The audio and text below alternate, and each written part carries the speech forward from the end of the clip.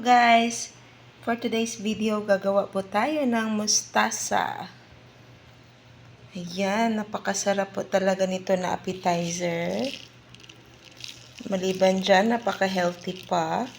So, nilalagyan ko po ng asin para ma-preserve yung dahon natin.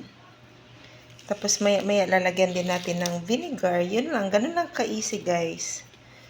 So, ibuburo po natin siya for few days. Siguro kahit 2 days pwede na. Para ano na.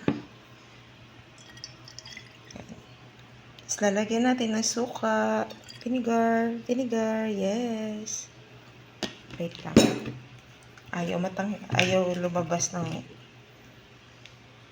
vinegar natin. Kasi na puno na ng sili.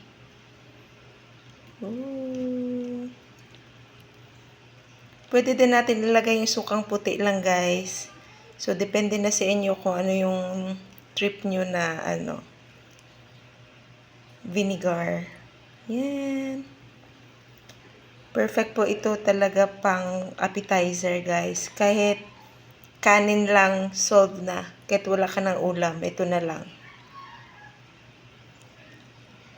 Ooh. So, babad na lang natin for 2 days. See you guys. Yun lang. Bye.